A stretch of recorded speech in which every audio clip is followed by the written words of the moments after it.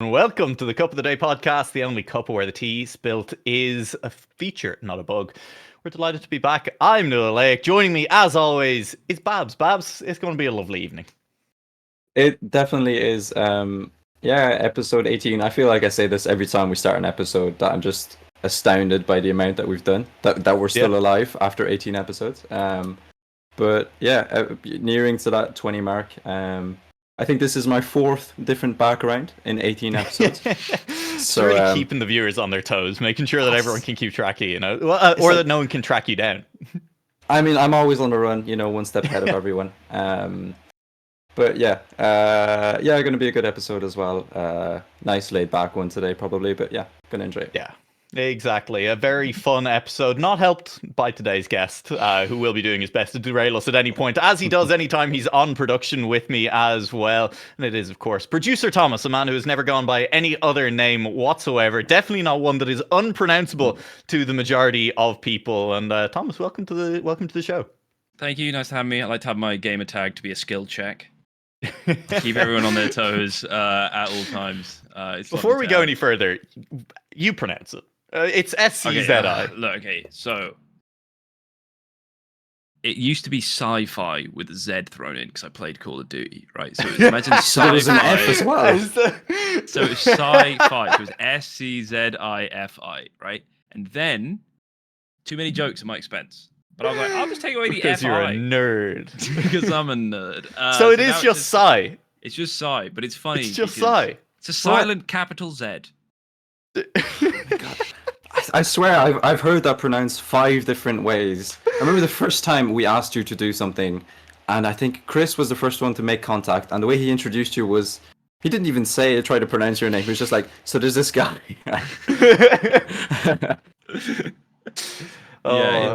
It's good. It's good to keep people on their toes. Like I said, a good skill check. I for a while kept every Twitch clip of whenever I subbed to someone, because they'd just be reading it off. Imagine it'd be like, thanks Babz for the 12 months, thanks Nua for the 14 months, thanks. And then they would just they would just disable, and then they'd come back online, and they'd be like, yeah, cool, thanks dude for the sub, whatever. It was always good fun. Man. That does sound like a good time, Take the small pleasures in life where you can. I don't know where to go on from that. That's a non sequitur completely. Thomas, tell us a little bit about how you got, first of all, because first, introduce yourself to the people, right? Obviously, you are listed here on the screen as producer Thomas. That can't be all there is to you, surely. No, I'm very one-dimensional. I produce Trackmania streams. I go to sleep, I wake up, and I do that again. No, so I am by day just a graphic designer, boring old graphic designer. But I like night doing. You fight crime in Gotham City. Yeah, that is true. Actually, in Wrexham City. No, I'm not. I'm definitely not. And then I like doing production stuff. I've always liked doing freelance things within esports. Growing up, like I'm 27, so I grew up really reaching my professional career as esports reached its own professional career, and then looked at esports and was like, I don't want to do that full time. So I've liked doing freelance part-time stuff. Done like stuff in the past for Richard Lewis, the journalist, did all the No Majors Club for a bit. Just doing all sorts of really fun stuff there. Got into Trackmania playing when it launched, so played TMNF like a week before it launched. There was like one video. It's this guy. It's a complete, no offense to the guy, it's a complete rip of a Summoning Salt video style, but it's about AO1 race. And it was like, I watched that video, I downloaded TMNF, and then the next week a new Trackmania game was coming out. So I was like, I should play that for a bit. So I used to play that, do Cup of the Day, and then one day KJ added me on Ubisoft Connect or whatever we use. And was like, we've got a Discord, do you want to join? And I was expecting it to be like 3 people. But it was the BITM. Got involved there. Would try and compete for Cup of the Day leaderboard times. I was happy when I got a top 5 because Akros and Hendo exist. So and then there was a call for anyone who wanted to help with production, and I was like, oh, I can help. I can put together a stream. Did that, and then spent so much time heckling the casters. I thought, hey, why not give me a unmute button so I can at least let everyone else know. It really has added your own personal spin to the the productions that you are involved with. for my own personal interest, I'd love to spend more time asking about your time working with Richard Lewis, but I don't think that really falls within the remit of the show, and that's largely because he was persona non grata within the League of Legends scene for a long time. But everyone already knows far too much about League of Legends, so I won't. Other than to say, was it an enjoyable experience working in that kind of? Yeah, I mean, environment? I don't want to overstate how much I did. Basically any of the podcasts he does now, the graphics were from me, and I did the graphics for not many RPG, No Majors Club, and a few other things, and worked with Sam and Rich on that stuff. We had a Discord call once where they were just, the two of them were on form. I forgot I was meant to be talking. It just felt like a podcast that they were doing, and then I was like, "Oh no, they've asked me a question. Like I'm dying in the corner." But yeah, no, that was good fun. But again, it was a really fun client to have in the esports scene. It's like the guy, right? It's an esports journalist, but even that exposure was like, I don't think this is a full-time thing for me, and I don't think I can deal with that. Yeah, and sorry, Babz, it's just as Chris has pointed out in chat there, is then you kind of moved from there to, so you hadn't really done live esports stuff at the time when you were like, I'll just apply over at the British Irish stuff and see they're doing stuff, they're looking for production, and so your resume was impressive, but like, you know, it was just kind of nobody knew what to do with it for a while. Yeah, it's tough to find any niche where, because I'd poked around and tried to do production for like Gran Turismo things, but that was like 4 people watching every stream, and I was like, this isn't a good use of my time. It's tough to find any scene where it's A, you enjoy it, B, people want to watch stuff, and C, it hasn't been absolutely destroyed by esports money. Right, and that's sort of the trifecta that you need in order to make any impact in it. So yeah, I mean, it started as something fun to do. Just you know, I'd done quite a lot of live streaming outside of it, but it'd be like, oh, this will be fun. And then definitely very quickly it was like, oh, this is, you know, relatively simple once you get your head around it. And there's room here to grow within Trackmania. And now, you know, Nua's brought me along to the heavy sites of yeah, I mean, like, listen, if anyone wants to destroy me with esports money anytime, well, more than welcome. Okay. I thought, do you not mean Twiggy and Co? I had forgotten that was a meme, and Thomas said it earlier as well. And I'm like, yeah, just one random guy on Reddit calling us Twiggy and Co. one time. Twiggy and his entourage. Yeah, this is what I find brilliant about this as well. Like, first of all, obviously as a producer, you're quite often the person in the background. You know, you're not the face on screen that people are going to recognize from broadcast to broadcast.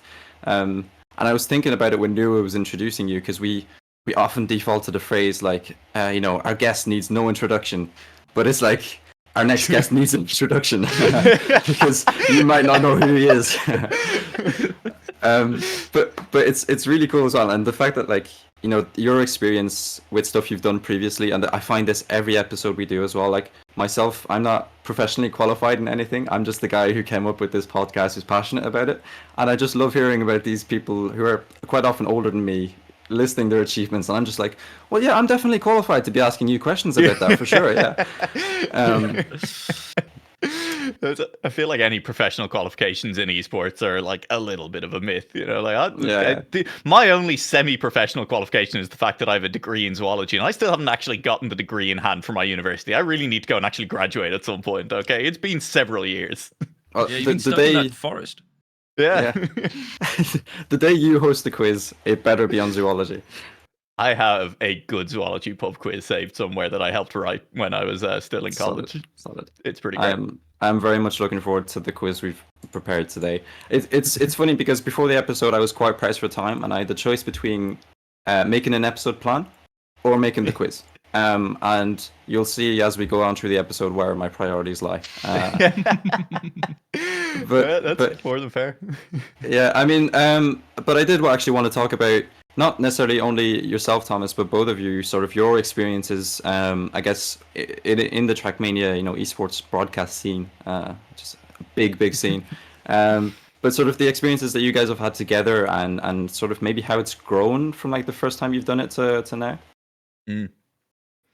I guess I'll lead off. Me and Nualaoch. So the first time me and Nualaoch worked together on anything was BIPL season 1, day 1, week 1. During that show, I set all the graphics up on my own Streamlabs account, and then 2 minutes before we went live, I logged into the BITM Twitch account in Streamlabs, and everything got deleted. So I had to, like the video in Wallace and Gromit where he's making the track in front of him as he's on the train. That's the most British reference you could have possibly used. Yeah, the best part is I'm about a mile away from Aardman Studios. Yeah, so we're making the track, and there was a bit where it was Nualaoch and Orion, I think, where they were like, and now we'll go into game, and I was like, no, we won't. I don't have that scene ready. give me a second on that one. And then we did that, and there was a level of scuffedness to the stream, which I think was charming. I hope. And then at one point, we really messed something up. I think maybe the audio cut out, or a video I didn't appreciate play. a judicious use of the word "we" there. That was a good one. Look, the team, the production team behind the scenes, really. We're in I this did, together. Unfortunately, I had to fire the cameraman who was handling that side of Mhm. things. We won't be working with him again. Yeah, and I was like, the map preview video. Look, Chris, the map preview video was an ongoing joke. Okay, it's not that I mess it up every week. It has just so happened. The important thing to remember is Thomas has never had any issues getting videos to play on stream. No, never, not even once. And but what was really funny during that, because it was scuffed, but in a nice way. I think we're kind of allowed to be a little bit rough around the edges, particularly when we were starting something new with BIPL. I mean, it's British. It's exactly. It's the fun. I told Nualaoch, I was like, right, we're gonna pretend to come back off break, and not tell, and like pretend you don't know. First time we'd worked together. First time we worked together, I was like, you just need to scream at me. And it was meant to be Nualaoch and Orion, but Nualaoch went so hot off the I was like, part of it, I was like, you meant to make up reasons. There was actual reasons thrown in there. It's like, I can't believe this is going wrong. Like, everything's going wrong today. Like, yeah. And then we cut, and then Nualaoch played it off really well. Like, oh, we're live. Oh, whatever. And then we move on. And that I think is a pretty good representation of mine and Nualaoch's work together, where it's good fun. Things go wrong, but we play it off pretty well, and we only fairly irregularly say jizzy, so that's a good sign. Do you know what? I do like that use of the word "we." You know what? That's fair. Okay, you swung it back around. Yeah. Looking back at that BIPL season 1, the meme about the map pack preview, that was I feel like that was a special moment for the community as a whole. It was like when you go to the movies and there's a post-credits scene and everybody sticks around to watch it. It's like Nualaoch would introduce it and everybody was just in chat, just like hold. Really, really, really good fun. Yeah. No, it was a ton of fun. Yeah, and then obviously, as you say, we went on to do some of the World Tour stuff together as well, which was fun. I think there was most of the producers who ended up working on last season of Challenger League were people I knew, either yourself through British Irish Trackmania. I brought in a lot of guys who I'd worked with on Rocket League productions in the past as well. Quite a large overlap between those two communities. Like most of them had played the game at some point or were active fans of the game as well, which was really enjoyable. And it's bringing in people, because it really is like, there are so many people who are inexperienced running broadcasts, and I'm not throwing shade specifically at Nadeo here or anything like that. I'm not throwing shade at any names or anyone, but it's very easy to, like, a lot of people will hire on their casters and say, hey, you've done a bit of streaming before as well, can you run the stream while you cast this? And like, it's from the casting side of it, such a different thing. Like running a stream where it is kind of a little bit closer to the BIPL vibes, where it is just your own thing, like it's a little bit kind of vibes, is so different. Like, I am being paid to talk here. You want me presenting my best foot forward to your audience, and if I am looking away trying to manage the stream, if transitions are late, if like it's very clear that I'm managing this at the same time, like it's a bad vibe. It is not the look that you want to be putting forward. And yeah, I mean, having someone like Thomas come in to help out is really useful in those situations. Yeah, we had a really fun moment in the stage 1 of regionals where there was a regional production. I was meant to be doing the regional production, and that got cancelled at the last minute. And they were like, "Oh, the casters are going to do it," and I was like, "Oh, that'll be fun." So Nua is casting and producing the mainstream, and then whoever was casting with, I want to say Bozbez, got a headache. So I ended up casting and producing the BITM stream. And it was like, there should have been some sort of overlap here. Like, this was not a division of labor that worked well. Unfortunately for stage 2, they cleaned it up and they brought some people on. And yeah, I mean, the esports story, like coming back to where Trackmania is as an esport, it reminds me of early days Call of Duty, early days League of Legends, in that you can still make a difference. Literally anyone listening, anyone watching, just literally come in and say, "Hey, I want to do production," or like something we've started recently. Is the Statman thing, right? Just having someone on stats. That doesn't have to be me. I love having. Sorry, can I just take a moment to step away from praising production and praise the stat system? I should know who set it up. Idle. Because it was Idle set it up, and there was a couple. Was it just Idle he worked with? Did Babz do some of the work on it as well, or someone else? It might have been Kinch. Possibly. I should know this, and I apologize for not getting that right, but like all those stats are largely coming from an incredible spreadsheet that's just pulling data from the server on like lap times, on average times, on finishing positions, and the rest of that, and like stuff like that. Part of the joy of Trackmania is that like it is a game, unlike most other esports, that is still relatively open to modding and things like that. So the ability to build tools like that, and the ability potentially in the future to integrate stuff like that into a broadcast, is so high. So like, and that's something, as you say, Thomas, someone could come in and make a really clear impact if you have like a little bit of experience that's slightly outside what you see going on at the moment. Yeah, for sure. I mean, like, I just took inspiration from the Ashes broadcast that seemingly no one else in the Trackmania community listens to. But just having someone whose job it is to find those stats, because we had the stat sheet in week 2, I think, of the IPL, and you and Twiggy were sort of searching for those stats. Yeah, and that was just a little bit of downtime, like you mentioned, with the having to do production and casting at the same time. That little bit of downtime can be a little bit rough, and just having me, but I would love if someone else wants to do it. Come in and just be like, okay, here's a really cool stat. Here's the build. We're about to go to this map. This person overperforms on this map compared to the others. Here's the stat. Here's the data. Brings so much together, and yeah, it's just built by passion. The best production I've ever worked on in Trackmania is BIPL. Yeah, and I'll kind of, I won't disagree. There's just more people. Like, that's the thing, is most of the personnel is the same. There's just a bunch of extra people also doing BIPL, which is it is what it is. I mean, it's really nice as well, because having somebody in the background who's so passionate about actually making that sort of professional and adding aspects to it, because it's something we've spoken about ever since probably you did your first broadcast in TM, is making this sort of better, a more well-rounded sort of product. And having somebody in the background who's able to supply that sort of information gives somebody like Nua the opportunity to then like show your own talent to the best of your ability, which is really, really nice. And it's so nice. It's probably a bit of bias, being in the community and loving this community so much, but when you're watching a stream like that, it makes it really inclusive, sort of, for everyone, that we're all watching this together. It's not just, we were hired to do this cast, so we're going to make a joke here and there, and we'll get through it.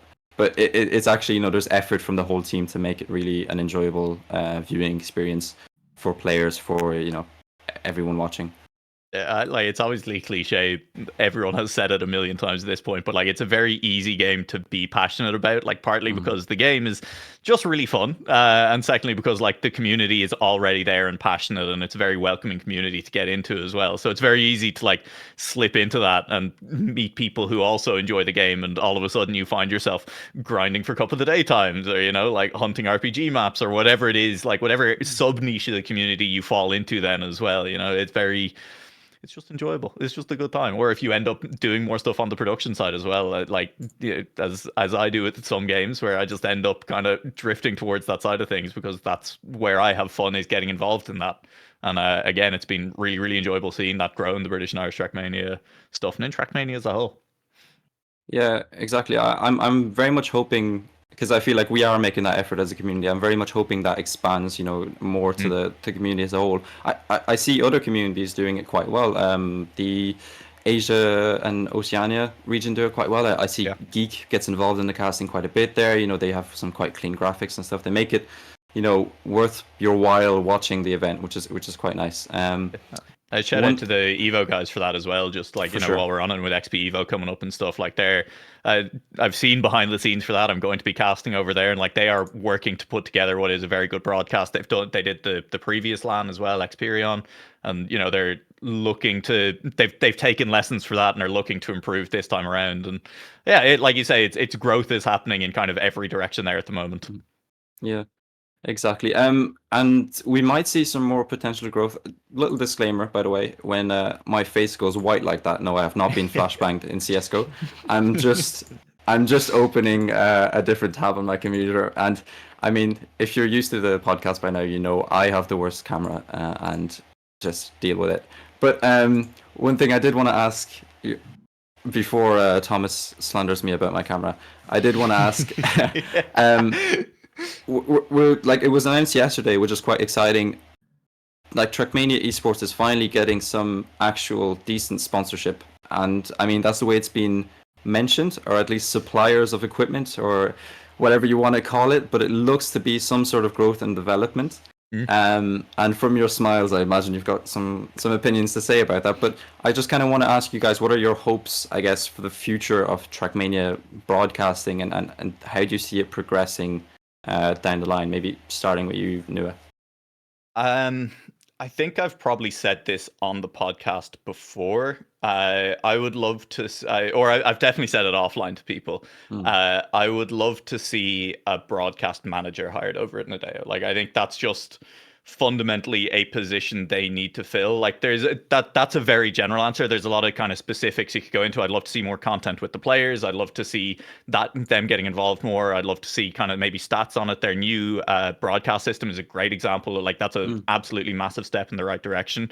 But I think all of that comes from having someone whose dedicated job it is to look after the product and improve the product. And like, it's a difficult job. And like, the fact that it has been managed decently, at least there is a product there at all, is a testament to people who are trying to step into roles that they don't know, are learning on the job, and are doing it on top of whatever their other full-time job or passions are. It's a miracle that it's there at all. But I think ultimately, like, that is what I would love to see the most, is someone who is a dedicated broadcast manager, is dedicated to the esports side of production over at Nualaoch. Yeah, I'd echo that. I think just I don't want to air laundry or reveal too much behind the scenes stuff, but like when I started doing World Tour stuff, the assets we get handed, it was like 1.2 gigabyte files that you've got to have loaded at all times for 5 scenes, and then you're like, this isn't how production works. Like, I don't have a supercomputer. What are you doing? And then like literally all the producers had to then turn them into WebMs, and they had to like do everything they needed to do there, and then everything works a bit smoother. I personally, coming from an old school esports background, I say old school, like season 3 League of Legends, but that's pretty old school at this that's point. pretty old, like, yeah, especially in the Trackmania. That's over a decade now. Goddamn Zoomers. Riot, for all their faults, did a really good job being a producer. The company that made the game and the company that managed the esports and managed production. I don't think that's a recipe for success. I think that is the exception to the rule. I think while they have now folded beyond the Summit's approach to being a third-party broadcaster and in part tournament organizer, the ability, you look at what Ludwig's doing with mogul moves and off-brand and all those sort of things. I think third parties have more room to grow, shall we say. They're able to do things a lot more loosey-goosey, get things done as opposed to go through channels, make sure everything's approved. I'm glad to see there's better sponsorship in World Tour for sure. But where's that going? It's who was it that I heard the fact from? It was on the podcast, I feel, Babz, that someone had said that back in the days of like 2010 or whatever, like Trackmania was which LAN was it as well? It was one of the big LANs that's still ongoing, and it was Trackmania was their biggest draw in terms of Gamers like Assembly? player. No, because it wasn't a Trackmania specific one. It was one of those big ones that is. Oh, someone or just if someone names random lands that are still going The on, Gathering like, or something like that, maybe. I might even be thinking of like ESL or something like that, like Possibly. specifically that like they were just getting higher player signups for Trackmania than almost any other game. Like it Mm-hmm. was a genuinely, like a game that drew a community to it. And like to that extent, I kind of agree. It's a game that lends itself well to that. And I think especially now, like people don't just want to play competitive tech anymore. I think there's definitely a niche for tournaments to step into and say, like, we are running a dirt tournament, we are running a mini RPG tournament, we're running this style or X style, quick learn, whatever it might be. That like, if you are a third party tournament organizer, it's really easy to find a niche, which for a lot of games isn't true, right? You're just like, we are running X CSGO tournament of the year, like it is just a standard GSL groups into knockout stage. The only thing that differentiates us is the size of our prize pool or how close we are to you. Like for Trackmania, you could be a tournament organizer and add a draw that is unique to different parts of the community, Yeah, and that's not just the style; that's also the format. I think it's easy to praise it because I'm part of it, but I think the BIPL format's incredible. The 16 player, 1v1v1 v1, the reverse cup mode, the having people on last chance, the First cup, just goddamn. the beauty of that. Like I don't think like it will go unnoticed in the grand scheme of things. But Sunless Soph saying on last chance for 64 points is up there with one of the coolest things I've ever seen in an esport. Right? Like it was insane. Anything in esports where you understand the situation that's happening and then it continues to happen is rare. Like we were like 30 points deep in that and we were like, she's sticking around a while, and then like 34 points later, she's hanged in there and made it work. And I think that comes from format, right? Like it's not just a super generic first to 10 points wins. It's nothing like that. It's Jeopardy. It's all those sort of beautiful things. And yeah, I want to see more. I want to see more outside of Nadio, but please Nadio, keep hiring me. And I will say, like, I do really like the World Tour format. Like the teams for the World Tour and the match format they came up with around that. Like I've really enjoyed watching that as well. Like I think that's really fun. But again, that's what we're saying. Like there is not just a single style of tournament that is viable, right? Like you can run multiple different styles. Even if you don't want to mix up the tracks, you can just mix up the actual format. And there is multiple styles viable there. Even if you want to stick with a reverse cup, you can change your overall format in terms of how the matches relate to each other within the structure. Yeah, it's great, and I agree. Reverse Cup is just so good. It is objectively, if you're doing 1v1s, like the best format, and I will hear no arguments. Yeah, it's something as well that like as a community we didn't get it right the first time. It's something that's been refined as we've worked with it. Reverse Cup has previously been something that has divided opinion, certainly amongst the sort of higher tier players within the community. But I feel like with this BIPL is the first time that everybody's sort of been satisfied and we've really gotten it right.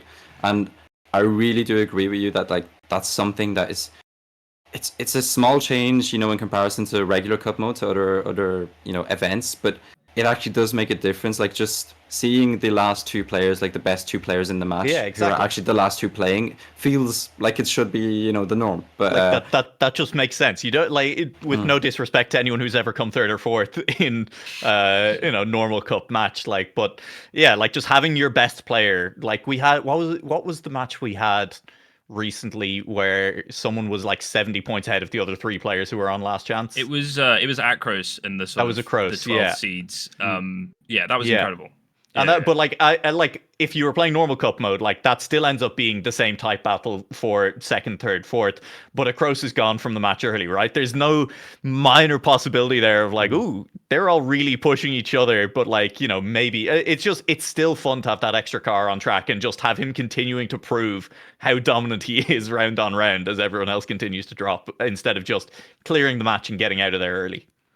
Yeah, it is. The narrative it builds does. I remember BIPL, the first season, where there was disputes amongst players and production about who we should focus on. Because obviously the players wanted to see themselves set really good times. But from a production standpoint, from the broadcast, the first 3-4 maps, if you're the top seed, we're probably not going to focus on you all that much. Because you're just going to be winning. Maybe you bonk every now and then. Maybe we'll pick you up. We're setting the narrative about who's coming fourth, who's coming third. And how close is that midfield going to be? And sometimes it's, all 3 of them on last chance while you're on 70 points. And that sucks. You can set a world record. Odds are we're not going to see it, right? That's unfortunate. But sometimes it's more of an interesting storyline, and we can build that up over time. And we always want to focus, at least the way I drive it, is we focus on whose back is against the wall, and then we build that up. Whereas opposed, like you said, with cup mode, it's just kind of like, oh, cool, they've won. Like, cool. That's exactly like by the time you would get a chance to see them, because naturally they're good. Like you haven't been focusing on them, and they're gone. They're out of here. You're like, well, they just weren't really involved in this match. It feels like, which is it's a little bit unfortunate. Yeah, and the last thing I'll say about the BIPL format as well is, like from a player's perspective, it really really like works. You playing like against somebody in last chance, and that if you get last, you're out. It's I don't know. It's different compared to having to win a round when you're in finals. Like it can be like if you're a long way behind someone and they've reached like winner mode. Like if they're looking to just win a round and get out, like it's still going to be really hard for you to beat that one specific person if you know just on pace they're better than you. But hoping that one of 3 other people crashes and you avoid 4th place, and that keeps you in the running, like that's a very, very different feeling, both on broadcast and then, as you're saying, as a player. Well, it creates situations like you mentioned with Sunlit Software, like stuff like that is made possible. Obviously, it's still incredibly unlikely, but sometimes it will happen, and when it does happen, it really feels special. And looking at the format, like outside of the actual in-game stuff, but like the league format, I feel like we've created this culture of improvement within these like players who actually want to be competitive players. I for one have benefited from that massively, being able to participate in these events. So like BIPL is 6-7 weeks running, where you're focusing on these competitive maps. You're playing against players of a similar level, but you still see those players ahead of you who are like 1 tier above. But like that's what you're aiming for, sort of thing. And it's really cool, and also creates those narratives about relegation. So even those matches with like maybe lower tier players are still really interesting as a viewer. Yeah, I mean, you can obviously see I really love the event. Yeah, we're passionate about it. But that's one of the things, to wrap it back around to production a little bit, is any format that kind of naturally produces storylines, whether that is within match or overall, makes production job and casting a lot easier, because like, hey, it becomes obvious who I should focus on in this moment. It becomes obvious who we should be talking about over the course of a season, like who's doing really well. Like, what is the storyline here? Will Babz stay undefeated to win BIPL Season 2 because he's up against another undefeated player in Week 5? We'll talk about all that later on, obviously, as well. But it is one of those things that really is helpful. And to go back to your question about like what are things I'd love to see improved, I will keep screaming it from the rooftops. At the pro level, like the player, it's opaque. Like there's no connection from viewing audience directly to the players, and like that's what drives success as well. Literally drive to survive, right? Like, to go into other car things for a second here and talk about F1, a perfect example of always flawless camera direction. Nobody has ever had any complaints whatsoever about anything that's gone on there. But like, Drive to Survive massively boosted popularity, not necessarily just with existing fans, but with new fans, because all of a sudden, here's personalities to connect with. I'm rooting for this guy's story. I'm going to watch his races because I want to see how he does in the race, because I know the man inside the car. And like, it's just so good when you can get that moving as well. So if I can give you a small example of that in Trackmania that happened a while ago, was the previous World Cup, which happened in the Stade de France in Paris. I remember, so Pac was still with Eminem at the time, and they did about, I think, 2 like short interview sort of stories about him being at the event. They did it like in the stadium, just him, you know, in the stands, and giving this honest interview about how he feels, you know, what his expectations are.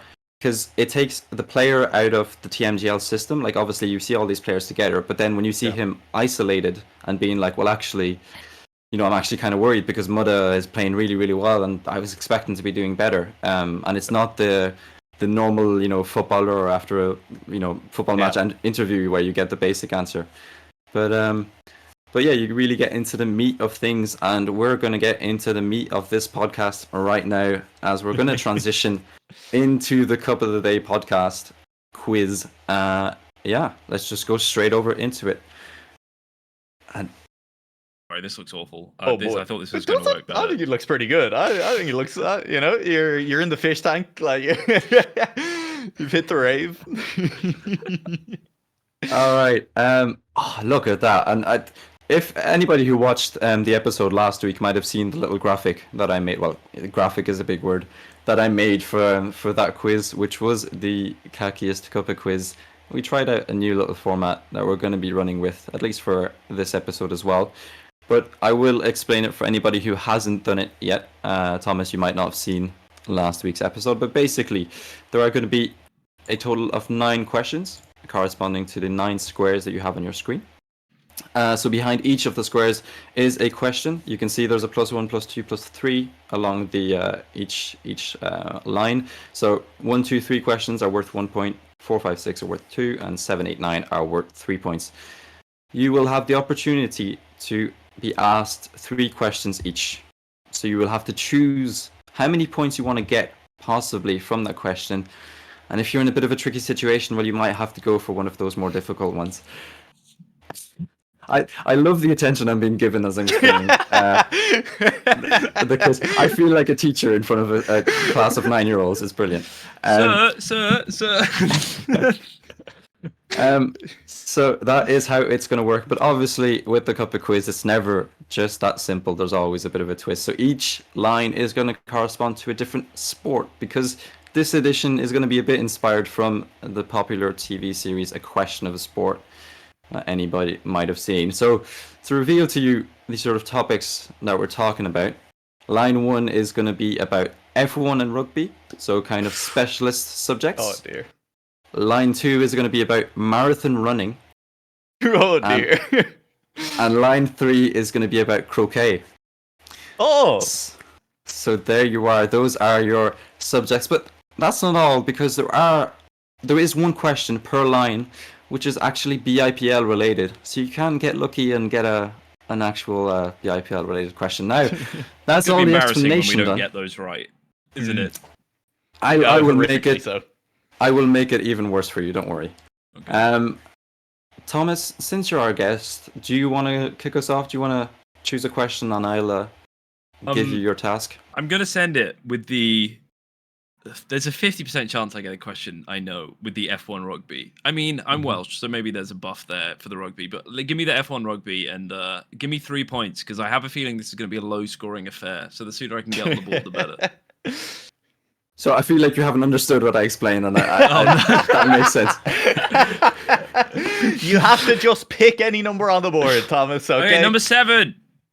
Number 7. So that is going to be a croquet question. Do you want to? You fool! Oh no. Okay, we're just going to head into it. You said it now. The croquet question. You're in too deep. Yeah. So Yeah, question number croquet. 7.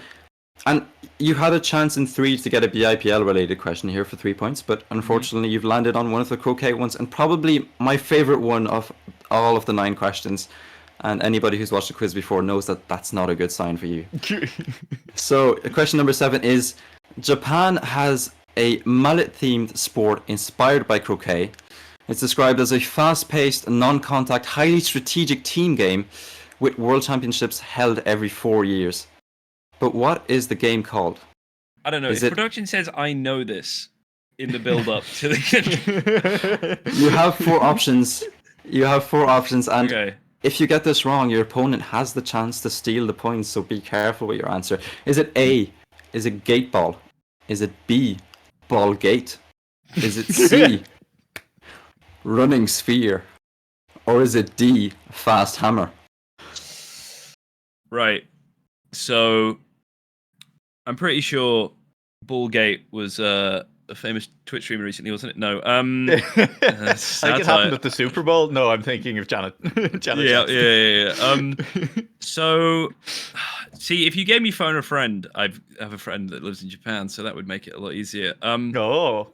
Running would. sphere feels like a Japanese thing. Hmm. The Anglo version of whatever it is in Japanese. I feel like running sphere is going to be it. Is running sphere your final answer? I don't like the way you said that, Babz. I have a feeling I ask that it every should time. be. I ask it every time. Tone. It's just the tone. No, yeah, hit me with running spear. Come on, give me that 3 points. Unfortunately, I can't hit you with a running sphere, but I will not give you any points because that is not the correct answer. It is unfortunately not actually an English translation to Japanese. It's just something I made up. So, Nura, you have the chance to get 3 points now and steal it away from Thomas. Is it gate ball, ball gate, or fast hammer? The fact that it's highly strategic makes me want to err away from fast hammer. That doesn't feel like a strategically themed game, you know? That feels like you'd be running around hitting people. So I'm just going to keep it real simple. I'm just going to go gate ball. I think they're playing some gate ball over there. And I mean, you're playing this quiz, you get 3 points from that because that is the correct answer. The Japanese sport inspired by croquet is called gate ball. Free. It's just free. Congratulations to you. And you have the chance now. Why is he on the feet? What? You have the chance to continue that points tally and add to it with question number 1 for yourself. Which one are you going to go for? I'm gonna stick. Why the 2 new ones? Well, there's going to be 9 news before this quiz is over. 10 news before this quiz is over. You better get ready. And Thomas, I'll have you know that the shade of blue that I have in my background, it's 0000FF. Okay? That's it. We were having a hex code conversation earlier. That one's shout out to anyone who was watching Mini RPG of the Week. I'm going to go with question number 5, please, Babz. You want a solid 2 points from question number 5. Yeah. And you might get them. This is a marathon running question. What is the exact distance of a marathon in kilometers? Is it A, 41.995 kilometers? Is it B, 42.195? Is it C, 42.995? Or is it D, 43.195? I will not be repeating the answers. I can see them on the Twitch stream anyway, don't worry. I just want to make it clear that I will not be making any more effort. No, that's entirely fair. I'm going to go... I feel like it's going to be just over 42 kilometers, so I'm going to go with 42.195 Babz. That is my final answer. Don't even need to ask the question. I said I wasn't going to make any more effort. You made it easy for me. You're making it easy for yourself as well, because that's an extra 2 points. Because that is the correct answer. That is outrageous that you just sent it. I was going to do the maths. And you just sent it and got the answer. I mean, I respect it, the closest I can get is 5 miles is roughly 8 kilometers, and that is not going to help me. I mean, there's a tradition with the Cuppa quiz. It's, we think later, just vibes. And Nua has fully embraced that because he's an experienced veteran in the scene, and he's proving that right now. But you do have the chance to catch up some points here, Thomas. So what question are you going to go for? Out of curiosity, how badly has anyone ever lost this quiz? Ask Jorday. Okay. Badly. I need to send it, right? So give me 8. Question number 8. As I scroll down, BIPL, I'm in trouble. You've missed. You had a 50-50 chance of BIPL or croquet. What do you think you've gotten, Thomas? Haven't I already done a croquet? You have, but you're going to do another one. It's question number 8. And this is my second favorite question, Thomas, which is again not a good sign for you. I realized I wasn't paying attention. It's all to the. Okay, cool. Yeah, it's the lines, not the columns. Oh. Question number 8 for 3 points. The World Croquet Federation classifies participant nations into full members, associate members, and recognized croquet organizations. Classify each of the following 3 countries into one of those categories. Ooh. Sweden, Iran, and Wales. So all 3 of these are in only one of those categories? Exactly. 1 per category. Now, I'm Welsh. I don't know if it's come up. That doesn't get you any points. Okay. You do have the words Wales fire written on you. Yeah. Tan. Welsh fire. Tan Cymraeg. Or Cymraeg. whoever. So I would love to talk trash on croquet here, but I grew up playing golf and lawn bowls, so my credentials are not good here. Neither of those are croquet, though. No, no, we're building a narrative. No, we're going to get there. Oh, my bad. We're building a story. Sorry. I'm going to say, if there had been croquet available to me, I probably would have played it. So I don't think we're fully paid up members. I feel like we're answering a lot of questions, but not the one at hand. We still have 2 other countries to get through here, Thomas. Wait, so I have to do each of the following? I thought they were all in one category, and I just have to say which category they're in. There's 1 per category, and you need to classify them. All 3? All 3. Well, here's the thing. Once you've done 2, there's only 1 left that can only go into 1 category. Oh, I don't trust that Babz hasn't given me duplicates here. Okay, cool. I'm going to go with Wales, full member, Sweden, associate member, and Iran, a recognized croquet organization, or an RCO, as we say in the biz.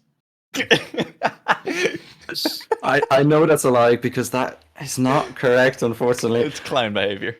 Not able to get off the mark, and unfortunately your opponent has once again the opportunity to steal the points. No, you've been eyeing this up. You've been eyeing this up from the start. I've seen you.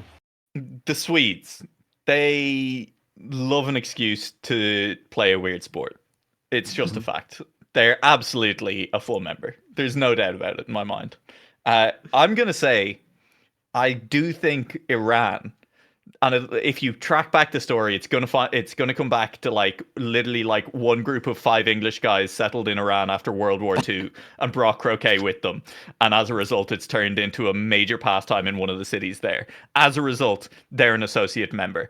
And the Welsh, Thomas, you fool, it's a very English game. You play it with Pims out in the back lawn. The Welsh have nothing to do with it. They will try and avoid it where possible. And it is only those Englishmen who've drifted across the border who have managed to pull it off. And they are a recognized croquet organization.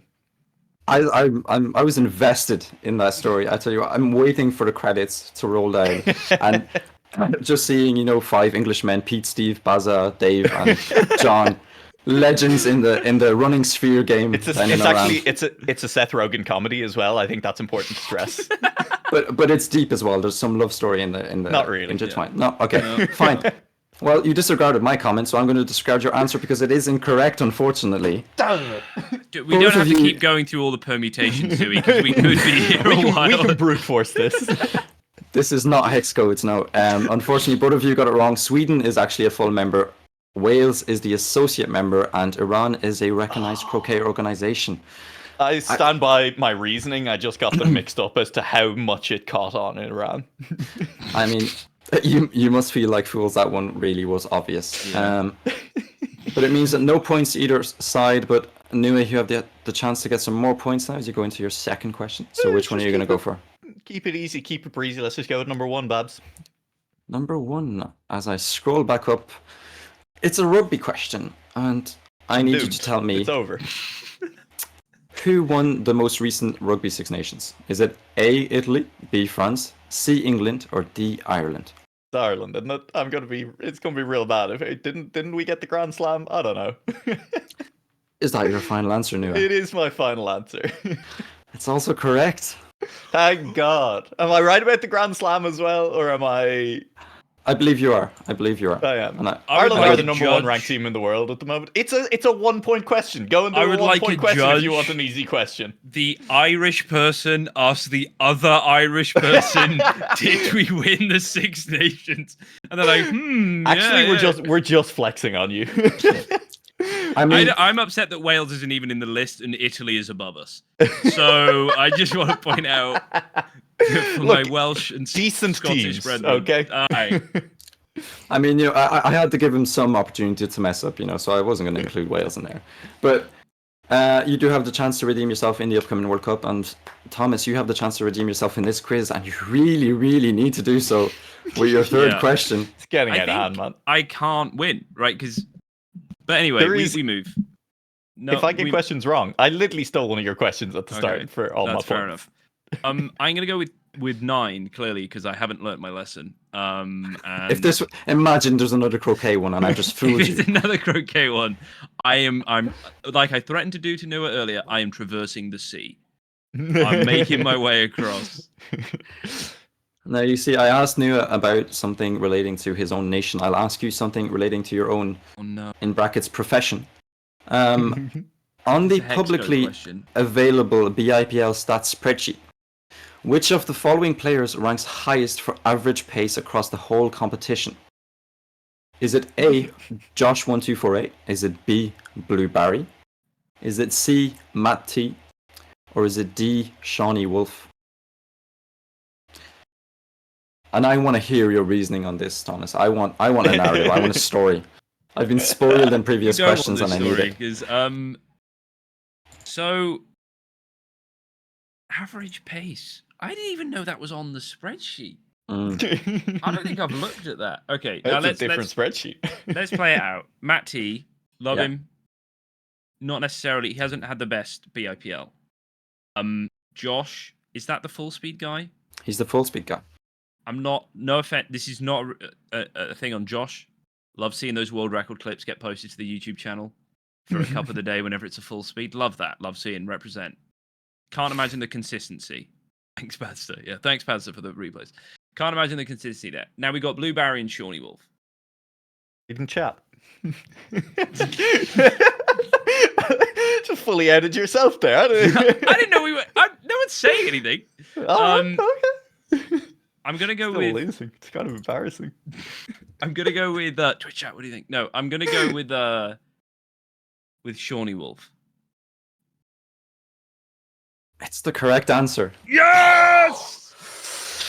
Oh, that means Reasoning. Tell me. if about it. nothing else, you have claimed back 3 points, and let's see if that is going to serve you well as Nua goes into his third question as Thomas disappears for some reason. Where am I going? I thought he's still here. Well, think he's he's back. gone from the stream. Yeah, it's fine. Whatever. I will go for. I'll go for a 2.1. You know what? We'll keep things spicy. I'll go for number 6.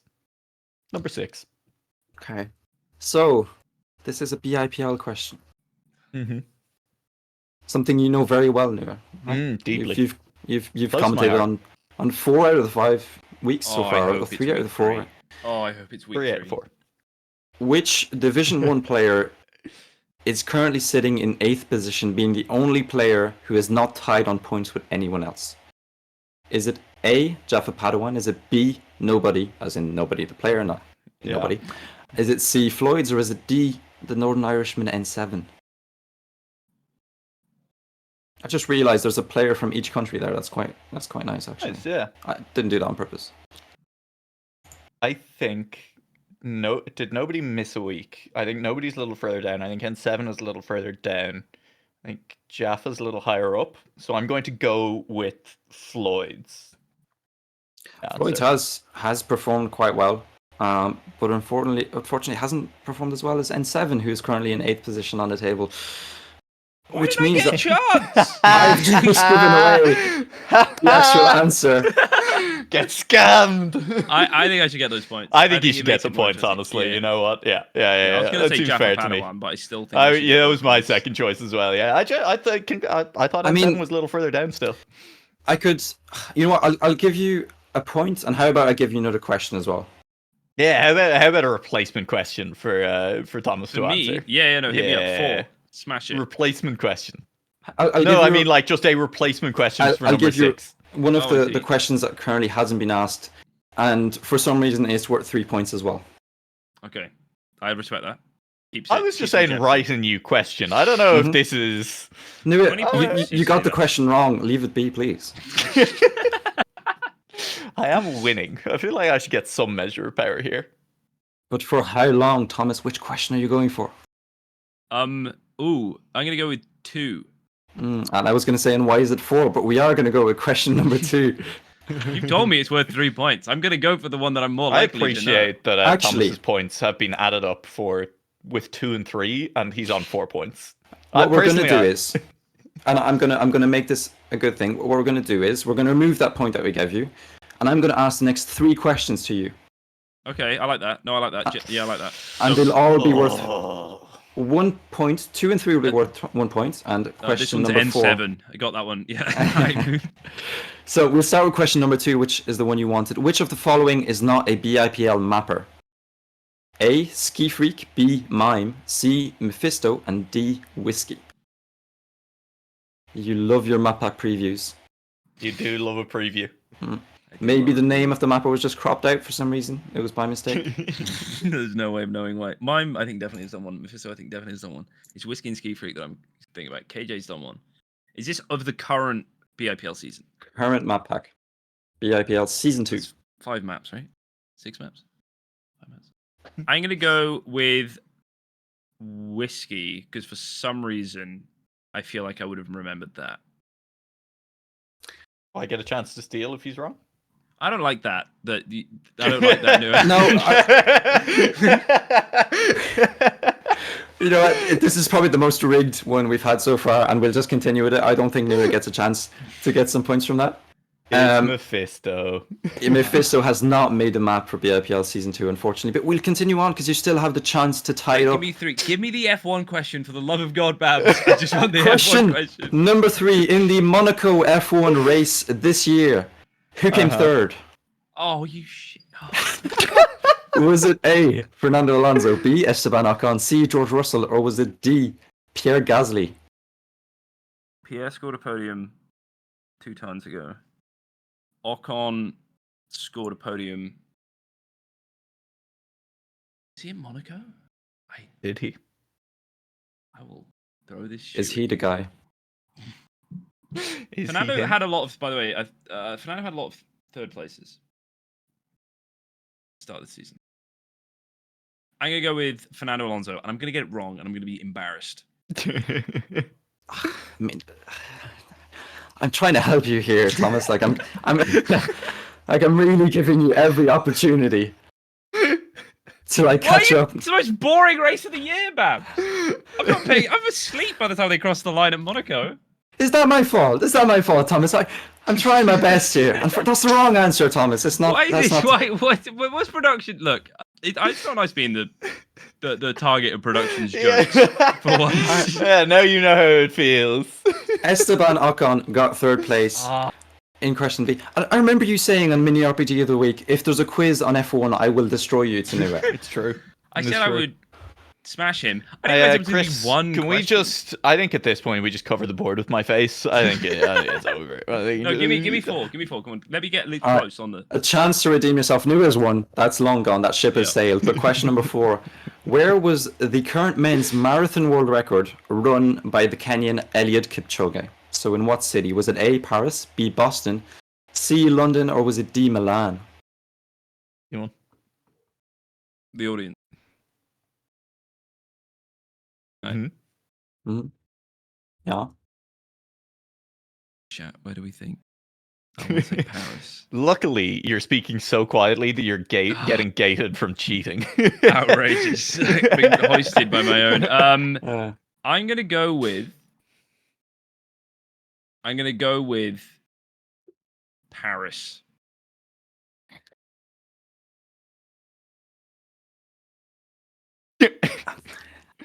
Obviously London. It's obviously London. Eliud Kipchoge, the man trying to beat the 2-hour record mark, and Thomas, the guy trying to get 2 questions right. It wasn't the right answer. The right answer was London. Oh, that's the wrong button.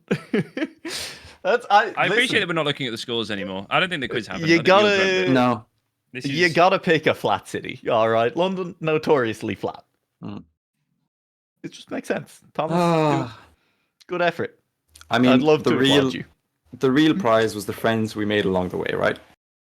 Well, you know, or the enemies we made along the way. Yeah. The more fuel on the Thomas and Nua feud. Yeah, we're beefing. You paid off the quizmaster with the Irish. I mean, I say that you gave me an F1 question, I still messed it up. I think it's safe to say maybe I dropped the ball. I don't think you ever had the ball, Thomas. I'm not gonna lie. You fumbled on the kickoff, and from there, it was just downhill. Yeah, I DNF'd at the start. I reversed into GPS. I would have gotten the F1 wrong as well, to be fair. It comes and it goes. Hey, let's get this back on track and maybe wrap things up with a little bit of talk about the IPL and the fact that we are coming into week 5. Very successful competition so far. All the maps absolutely beloved by the players. No complaints at any point about anything. I think that's just a standard in any competition, though. At this point, there's always going to be elements of the maps that if people could change them, they would, and it's overcoming that makes things better. And we have seen all the maps most of the time now. 1 week left to go. I think we can probably take a look at the standings. Is that possible? Do we want to start with the Div 2 standings?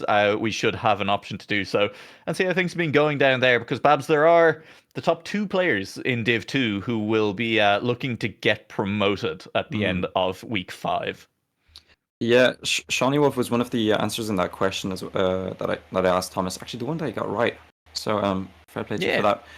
But yeah, Shawnee Wolf, my good focus. What's it called? Team member. Teammate. Exactly, that's the word I was looking for.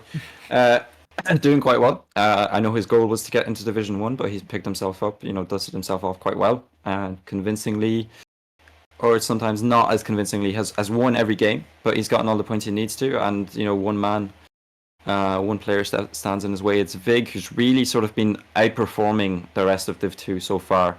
Has been up there, with consistency with the rest of Div 1. So I'm really interested to see how that narrative is going to unfold on Thursday. I kind of feel like Vig might take it, but I really can't be sure of that really at the moment. And I believe as things stand, assuming they come first and second in their match, nobody can overtake them. There is no possibility that anyone else catches up to them on 19 points. Obviously, Charged is sitting in third at the moment. If Charged wins their match, they will end up on 18 points. And even if they did manage to, even if Shawnee or Vig comes third in their match and Charged manages to win and they end up tying on points, they obviously own the head-to-head against Charged and still go through. So it would take either Vig or Shawnee not showing up tomorrow or coming last in their match for Charge to have a chance at getting in. And if they don't go, I mean, hey, maybe Steg has a chance to get in, although it'd take probably both of them not showing up in order for that to be the case. So did you hear that? Charged? All they have to do is not show up and you have a chance. I mean, equally goes for Steg and Blue Barry. If they get 0 points, both of you boys just need to win a match, and then we'll see. See how that goes. It's going to be a fun day of games anyway, and yeah, I like the Div 2 action has genuinely been like, it's of a high quality as well, is the main thing. The top times in Div 2 very much are overlapping the bottom times in Div 1 at the moment. Yeah, it's there's definitely been a step up as well from season 1 in the quality of players. Obviously back then we had, was it Roy and Davinio who were down in Div 2, but overall I feel like it's a more of a tightly knit group, and very much the gaps are a lot closer, but definitely some players really performing quite well. Honorable mentions are Blue Barry, who got a win, was it last week or the week before, doing really, really well there. Bagels as well, who's kind of in a similar narrative to Josh, the full speed player. Has been performing really well. He's supposedly an ice main, didn't know anything about the BI team community until the last TSCC, and has begun this competitive mixed arc that I've very much been enjoying, and enjoying watching his streams as well. I'd be interested to see what Thomas thinks as well about the Div 2 action we've had this season. Yeah, the games I've seen of Shawnee Wolf have been really good. I think as well Vig, I never know. I can't be one to speak. All right, I say Vig Q a lot, and I would love to know if that is correct or if I'm not meant to be pronouncing the Q. It's when you just have, Thomas, would you believe, when you just have two consonants beside each other that don't normally go beside each other, it becomes quite difficult for people to pronounce. I've really learned the errors of my ways. No, I enjoyed the. I think we've only had one game maybe on stream with Vig Q, and yeah, it's been interesting to see. I feel like you mentioned, Div 2 last time out was kind of a 2-horse race, which is somewhat how this one has ended up. But there's been no absolute washouts from at least the games I've seen on the mainstream. They've been very compelling. You've got what you kind of expect, in the nicest possible way, which is the consistency. But the pace is there or thereabouts, which is really good to see. it makes it really compelling.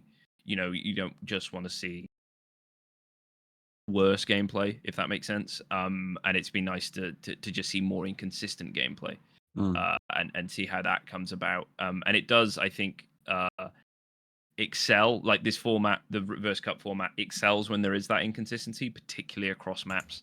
As we see how those, where those maps fall at certain point breaks, particularly when people start hitting last chance. That's been really fun. Like we've had some absolute incredible games. That Sunless Soph game, I'll keep coming back to. We had the Battle of the Breakfast, Burnt Bagels and Eggy, and that was that was good fun.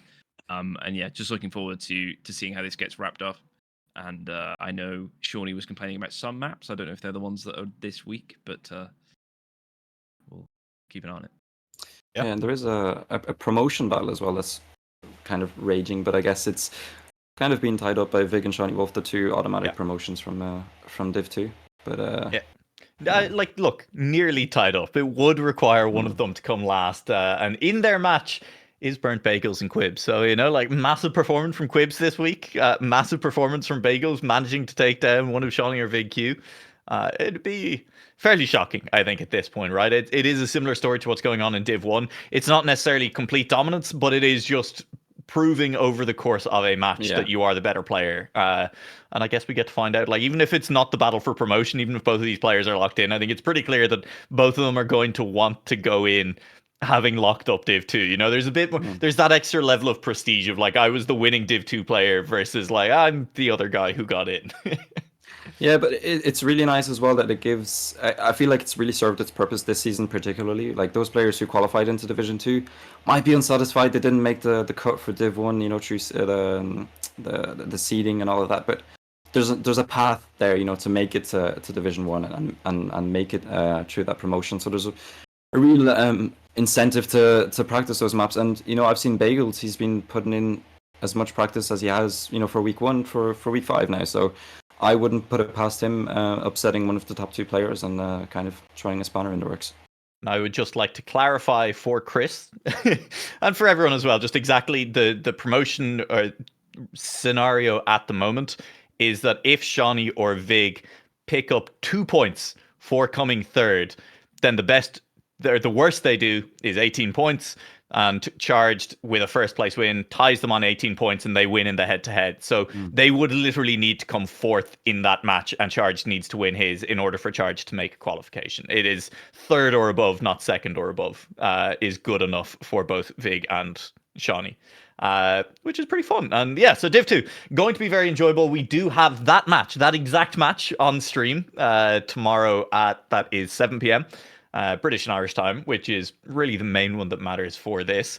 And of course, there will be a second match going on. I believe the second stream does have Charged's match on as well, which has Blueberry, Steg, and Coops as is there on stream at the moment.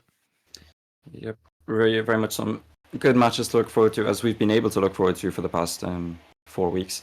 And yeah, hopefully they'll give us a good show in the last one. But I think we can look ahead to Division 1, the race that everyone is interested in. This season has been particularly interesting, at least from a player's point of view. And I'd love to get your guys' sort of perspective of it first. Thomas? It's been really cool. I mean, finishing week 2 and having I believe the table was everyone, all the first seeds, the top 4 seeds won both their games. The top 2 seeds came second in both their games.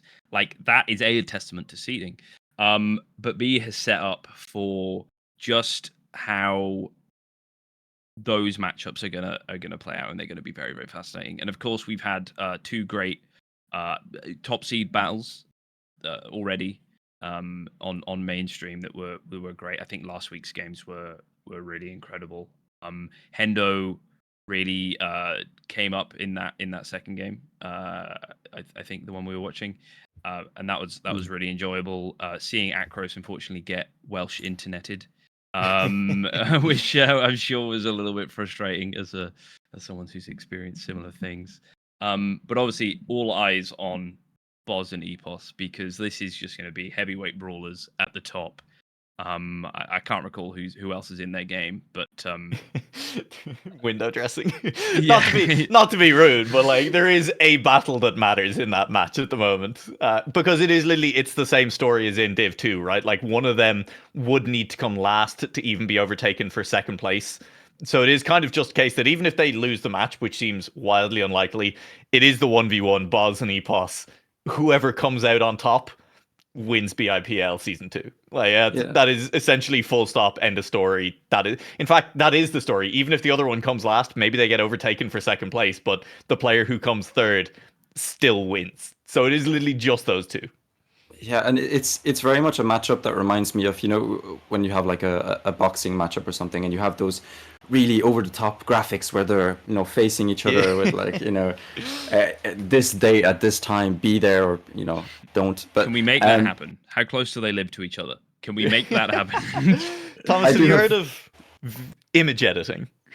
I'm not aware in your work as a graphic designer if you've come across Photoshop before. You might be onto something here, Noah. See, this is why Noah's the talent, and I just make the show work. You know what I mean? These ideas. I feel like that should be the other way around, honestly. But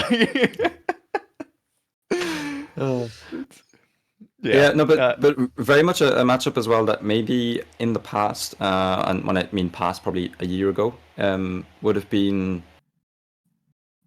Everybody would have expected the default result of Babz, the robot, takes it, because that was the scenario for a long time. But this has more of a narrative, I think, than first meets the eye. I think Babz showed weakness last week against Hendo and the Crows. I think you mentioned that, Thomas, how well Hendo performed. Obviously, Babz puts that down to certain reasons or whatever, but something like that can happen. Another player can capitalize on it. And Epos has been very impressive to me, both because his sort of interest of being split between multiple events and some arguably more important than others, but he's still been able to show that dominance week on week, win every single match, and be in a position now going into week 5 where he can win it and get revenge on Babz for season 1. I would just like to look. Match 3, it will be the final match of the event on the main stream tomorrow night at 9 p.m. It's match 3 that they're reversed in the schedule and on the actual event schedule as well. But the match between Floyd, Kai, Matt, and Divino, oh boy, that match is just straight up deciding who gets eliminated this season. Like, all 4 of those players, some of them have been kind of like maybe underperforming compared to seed a little bit, but 8 points, 7 points, 6.5 points. Where you finish in this match is almost certainly going to decide how the bottom 6 actually ends up looking at the end of the season. And it's the bottom 6 who get eliminated from Div 1. And Thomas, you've got some Welsh pride in this match. How do you think Floyd is going to fare against the 3 Englishmen? I mean, clearly superior, gonna win, gonna take it away. I think this should be an interesting match because ultimately, Da Vinci is perhaps somewhere they should be a little bit higher up. They did miss a week, by default, just by turning up, they would have been on an extra point. Maybe they take 2 or 3, but we've seen good performances at times from all of the players. But it's consistency and it's pulling it out when you need to. The only one here with, or the only 2, sorry, with second places is Floyd and Kai. So those are the 2 that you're looking to be scrapping for first. But we are, we're back to a new set, well, not a new set map, but a new map in, or an old map in. Yep. It's all going to come down to that. That flesh. I will mention that the week that Divino missed, he was pretty unlikely, I would say, to have picked up a second place there, given that it was the match with Hendo and Epos in it that week. Would have been a very difficult match to pick up a second place in. So we're kind of saying, 1 or 2 extra points, but that again would have just left him up on 6 or 7 potentially as well, which very much in the elimination zone. I'm kind of expecting 9 points is looking like it might be the magic number, but honestly, even if Divino wins the match, 9 points might not be quite safe. It kind of, again, very much depends on this match. And with the head-to-heads, it might be that you actually just need that one extra point. It could be 10 is the magic number, because I mean we had it in season 1 where there was, I think I stayed up because of the last round against was it against Gibbonster, where it literally came down to the last round. Whoever won that round stayed in Division 1. And I had about 4 head-to-heads against different people, and that's just, that's somehow how it ends up. So it's really, some people might be kicking themselves about performances they had in week 1, week 2, where they're like, actually, you know what? If I put in 2 more hours into this map, I could have beaten this person, which would have meant that I would still be in Division 1.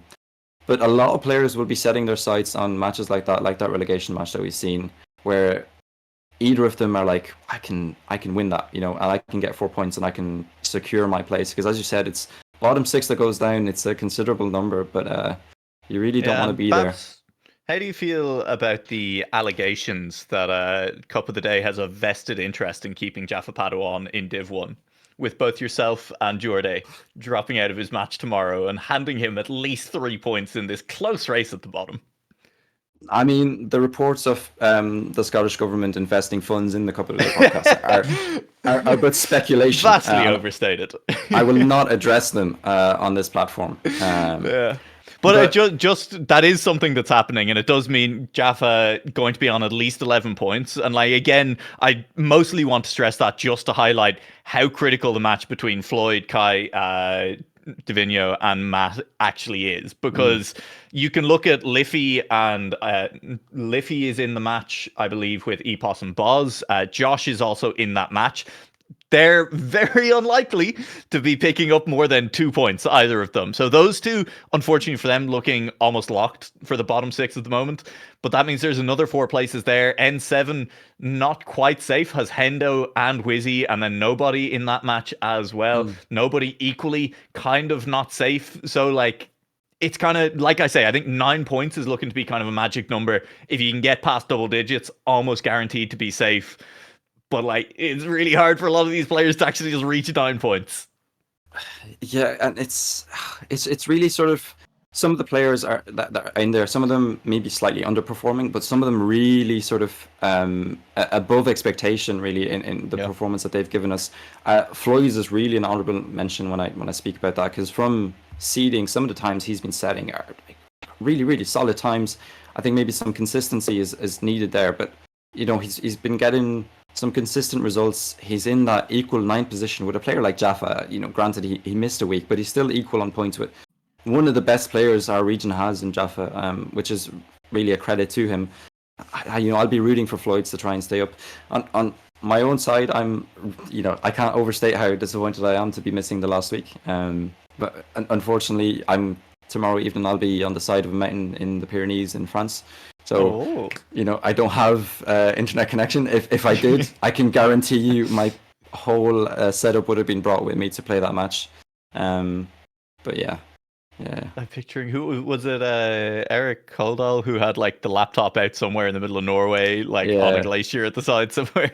I'm just saying, ways and means, Babz, ways and means. It's just commitment. You know what I mean, Babz? I just want to draw attention to something, because it's very easy to look at this Div 1 week 5 and be like, oh, this sucks for Josh and Liffey. They're against Babz, Bez, and Epos. They've had an easier schedule up to this point. They had to capitalize early. Literally everyone has had to face all of the other players. At this point, there have been multiple matches with 2 of the top 2 in them. Everyone has been in one of those matches, I believe, as well at this point, or one of the top 4 in them. Which, like you say, it's schedule breaks a certain way, and a lot of it is just going to come down to the head-to-heads as well, and picking up those head-to-heads. That's just you versus the other person ultimately. Who else is in the match doesn't particularly matter, and it's a 2-point swing essentially. If you lose to someone or if you beat them, is a 2-point swing in the standings. And we touched on it earlier when we were just talking about the nature of BIPL and the format. It's what makes those double last chance for 4th place interesting and compelling, because you never know when that is going to suddenly decide a position, or that's going to decide a relegation or a promotion. It's every moment counts because of the nature of the format, and you can't afford to just brain explode. I think we had one last week. I'm trying to remember who it was who got to, I think it was on this alt stream maybe, was quite far ahead and then just kind of threw it away. And lost a lot of points, had a big lead and threw it away. And like that sucks in the moment, but it can really suck at the end of the thing if it comes down to a tiebreaker between you and that person. The one exception to that rule may be Babz, who had the double kryptonite of Hendo and Necrosis in his matches, he said afterwards, which was just making him lose focus because he was having such a good time playing against them. And still managed to pick up the win, still managed to keep it consistent enough to actually pull that one through. And I think to bring it back to the battle for first place, right? Like that really is the prediction that we have to ask for. It's hard to bet against Babz for me because when it comes to actually just like clutching up and delivering the results as needed, maybe not in dominant fashion necessarily, I kind of feel like Babz is locked in on this one. Yeah, I mean, I'm a fan of the underdog, and I have a track record of predicting against Babz, just because I like seeing sort of the underdog take it or a new person taking the win. But I feel like this one, nobody wants it more than Babz. And when I say nobody, I don't mean the player. I mean no other player in Division sure 1. Nobody does. Unfortunately, nobody a little bit far away from picking up the title now. Mathematically a bit difficult for nobody. But yeah, for me, Babz, I think, is the chosen one this season. Epos will have his moments in other events, as he's had previously, but I think this one is a Babz that is a win that Babz deserves, and probably a win that Babz needs as well. Have I got time for an Epos story? You have, please. We always have time for an Epos story. Okay, so obviously every time Epos comes on stream, he swears. We used to have a break before we did it, and I would be like, "You get one, use it wisely," and he would get one, and it would be fun. Last time out, he had no swear words, but he did say that someone was hoping someone was mentally unstable in this match. Maybe it was Babz, I believe was the thing. Hendo, there we go. Hendo. Which was arguably worse. But my actual Epos story is when we did the regionals for World Tour. We tried doing quite a bit of content. We actually ended up doing quite a bit of content in preparation for that. And then the format of World Tour was like a 3-second warm-up before every map. So I had a lot of time to not put that content in because we lost all that time. But I spoke through with a few of the players, Wizzy, Akros, and just asked them questions about their favorite map, their least favorite map. We did a full-on interview with Akros, and I tried to get Epos. I was like, "Hey, Epos, do you want to do an interview? You're playing tomorrow. Do you want an interview?" And he was just like, "No. Like, I don't want to. I'm way too nervous about tomorrow," and was just proper bricking it on that.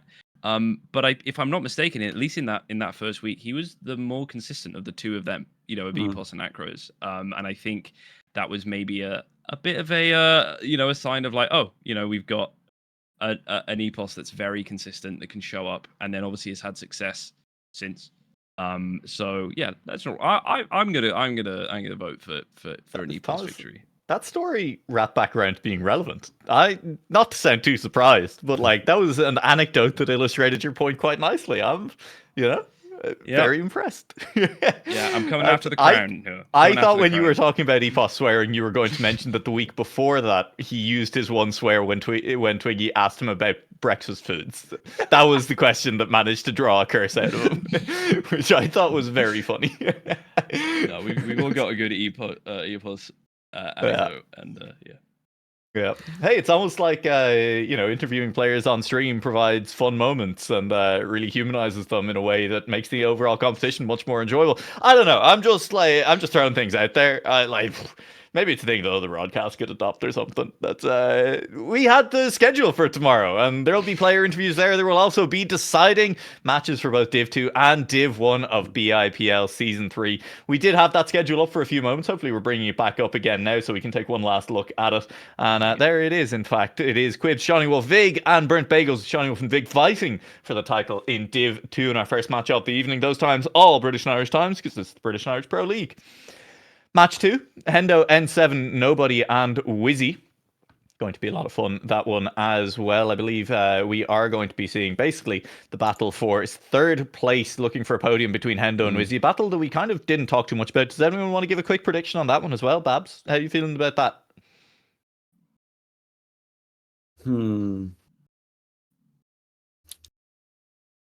I don't know. I'll take Hendo, entirely Welsh, fair. Wizzy, steering wheel. It's a really tough. True, Yeah. that it's is tough. Like, who do I go for? You know what I mean? And is there any chance? Does anyone think there's any chance in that match of an upset coming in from N7 or Nobody? N7 Well, I mean, it has sitting... to be N7 or somebody. It's a good point. I mean, N7 sitting kind of deceptively low in the standings because of the 0 point week 2. But yeah, you know what? I'll probably give that one to Hendo, considering that Wizzy has the wild card, World Cup qualifiers coming up, and I think he's very much shifted his focus onto that. And Hendo performed really well against Babz last week, so I'd probably pip Hendo to get that one. Yeah, that's fair. Any feelings on it, Thomas? No, I think Hendo showed up last week. I think he did really well. I think while Akros had his issues with his internet, I think Hendo deserved that. And I didn't manage to say it earlier, but I did think it was very funny that the rounds where Akros was most visibly lagging were like among the rounds that he won most often. It was just the lag did seem to be powering him up, whatever he was saying. Yeah, it was slingshotting him through. But no, I think I'll go with Hendo on that. I love me some Wizzy, love the steering wheel. But no, I just think Hendo's got the momentum, and like you mentioned, Wizzy's a bit preoccupied not only with the World Cup stuff, but I don't know if there's any news on team things for Wizzy. Maybe that might be something that's on his mind as well. I don't know, but I'm going to go with N7 to win that match and Hendo to come second in BIPL, or third in BIPL season 2, is my prediction. And then we have our final match of the day, the one that decides it all, the one that crowns a victor in this season 2 of BIPL. Epos and Babz take on each other. Liffy and Josh along for the ride, having a good time, and also fighting to stay in the tournament. A big performance, a surprise upset from either of those players would be absolutely massive in the battle to stay out of the bottom 6. I've kind of said I think 9 is going to look to be the magic number. With a third place, Josh only gets 8 points. Liffy would only end up on 7. I'm certain that that's not going to be enough to get out of the bottom 6, because it is currently not enough to get you out of the bottom 6. So by the end of this week, it will be not quite high enough. But that's kind of it, I think. Babz, we're rapidly heading towards the end of an evening here. Very much so. I think the last point on that is that it's very cool from a spectator's point of view and a member of the community to be in a position where we can actually give these predictions without knowing what the outcome might be. All of these players are at such a high level that they can all beat each other. Whereas in the past we might not have had that, and I think that's a credit to all of these events that happen, and the players, the effort that they put in to get better. And I think as a region, we're definitely showing up much more on the world stage as well, which hopefully will continue. Yeah. Speaking of all of these competitions, big announcement here on Cuppa. There will be an upcoming third competition, but it will be IOC 3. No news about anything else for the moment. IOC 3, Babz, it's starting in only a couple of days here. Yeah, the map pack was announced. The names of the map pack, at least, were released. Was it yesterday, I believe? I do have a map in the competition, so make sure to look out for that. We will be streaming that on this channel. It is not this weekend, but the weekend after, on the Sunday. So we will make an announcement at some point about that, and Nualaoch should be on the cast for that. But one to look out for as well if you are interested in the Irish community. Yep, and British and Irish Sprint Cup also starts this weekend, so even sooner things kick off for that one, I believe. That's this Friday. That is literally the day after tomorrow. The British and Irish Sprint Cup starts. There is a lot of competition going on in this community at the moment. And that's something that, for anybody who's watching who is not part of the BITM community, you can take part in that. That is open to anyone. It's maps made by the community for a fun little, quick learn event. It's always a good bit of crack, as we say in Ireland.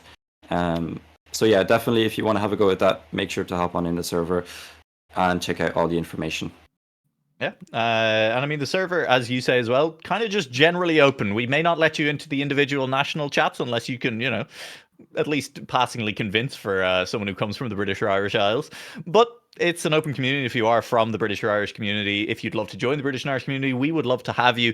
The Discord is available somewhere, I'm sure. I'm sure a lovely model posted in chat or something. But all in all, I think that about wraps it up for us this evening. Thomas, thank you for coming on and chatting about things here. Thank you for having me. It's nice to be on the podcast that I named. Yeah, Yep. It's a lovely claim to fame. You have to make sure that was actually on the air, recorded in memoriam for the future.